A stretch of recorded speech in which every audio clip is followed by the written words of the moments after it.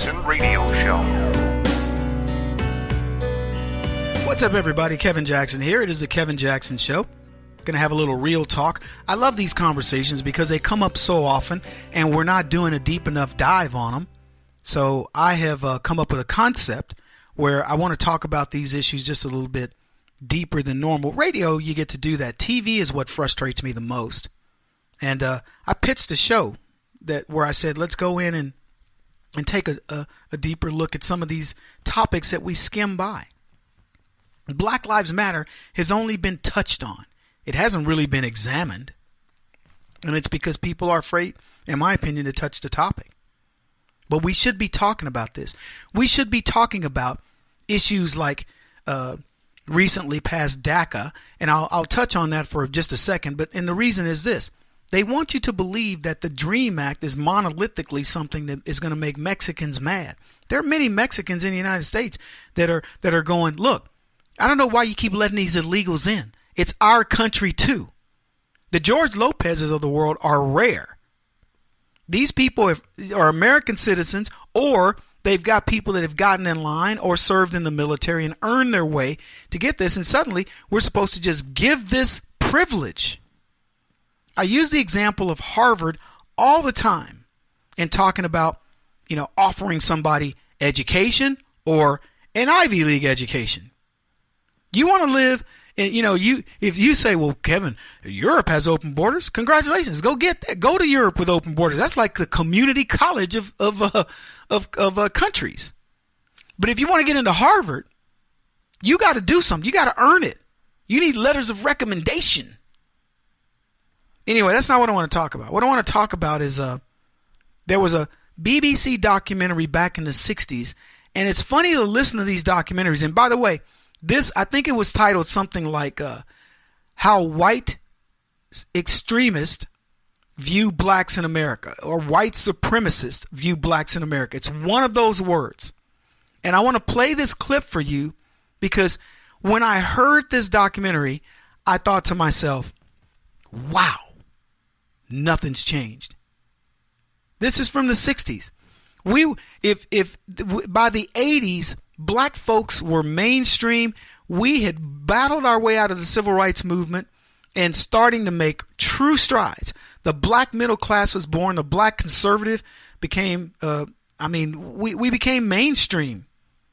Middle class blacks were all over the place. It wasn't uncommon for somebody to have a black doctor, lawyer,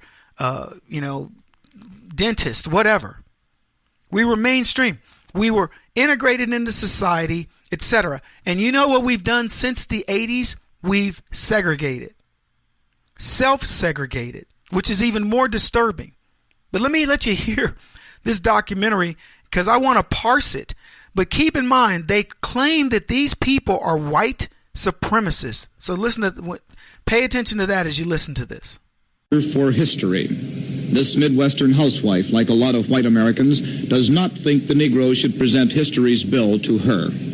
We hear so much about the slavery. 300 years ago, our grandfathers were slaves, or 200 years ago, our grandfathers were slaves. Well, for God's sakes, did we have anything to do with that? I had no part in it. I had no slaves. My folks didn't. My grandparents didn't. Are they blaming us for what happened 3 years ago? Let's forget the past. Think of the future. Build up the future. And why keep hemming and hawing over the same thing over and over and over again? And they say, you must give me land because my grandfather was a slave. Well, then I would say, for God's sakes, find the man who had your grandfather as a slave and then demand the land from him. Don't bother me because I had no part of it. Across the country, we asked whites whether the main reason Negroes had not made more progress was because of racial discrimination or because Negroes have not worked hard enough. This lawyer expressed a view we heard most often. We find there is a reluctance upon the part of too many Negroes, particularly among the young, to take the hard and remunerative jobs that must be necessary to earn a living. There is a feeling that for some reason somebody owes them a living. Just about half of whites in our survey said the Negro has not made more progress because he has not worked hard enough. Only 15% blames discrimination. Some had no opinion. I feel that they're basically lazy when this summer, for example, opportunity was given to them to better themselves in getting as many jobs as possible in various fields of retail, wholesale, and they don't take the full advantage of accepting the responsibility of going out for these jobs. They feel that they're not good enough for them. Welcome back, everybody. What that lady was saying is blacks at the time feel that the jobs were beneath them. And you look at what caused this thinking. And I always go back, I point back to Franklin Delano Roosevelt. And I explain this because my grandmother told me this and I was shocked. I remember her when we talked about how hard she worked. And she was explaining picking cotton. I picked cotton as a kid, but for fun. They grew cotton crops when my great-grandfather was a sharecropper. And, he had stopped being a sharecropper. But in the place where I grew up, when I went to go visit him, there was a cotton field. And I would go there because my grandmother talked about picking cotton all the time. She's like, ooh, see all that cotton? It reminds me of picking cotton. And she'd go into her stories.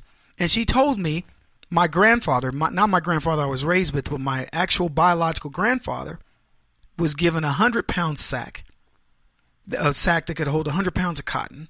And she, I believe, was given an 80-pound sack, or maybe it was 50. But it was lighter. Women were given lighter, guys were given heavier. And she made my great-grandfather made 10 cents a sack, and she made, like 7 cents. I don't remember the numbers, but it was nothing. And if you know how many little cotton things you got to pick to put in a sack, and it weighs 100 pounds, I can tell you it's no fun. And I mean, just think of the number of cotton balls that you got to put in a sack. And that sack looks like a big old long weather, that tells the pilot which way the wind is blowing. So they're out there in 100-degree Texas heat, picking cotton, bent over, and these cotton bowls would mark your hands, would cut your hands. And so they got used to it. They got used to the point where their hands are so callous, just put them in there and shove that cotton in the bag. And my grandfather's bag would end up being like 10 feet long to fill it up with all the cotton that would make 100 pounds. And my grandmother had hers, and they'd weigh them, and then you got paid. And it was nothing. So I tell that story because I remember my grandmother saying it was $1, whether like $1 or 80 cents. To make $1 a day was a big deal. $1 a day. And then along comes FDR with the New Deal, and he says, all right, here's what we're going to do. If you are laid off, we're going to put you to work. So he put all the white people to work. Black folks who couldn't find jobs were given menial jobs, or they were put on welfare. And welfare might pay you $1 a day to stay home, maybe more. So the way my grandmother explained it was, you could actually make more money not working in the hot fields, not ironing dresses and washing clothes and lie, and so on and so forth. So the incentive was to stay home. Now, many people were like, nah, that's only for an emergency. We had scruples back then, and so we wouldn't do it. People went to work.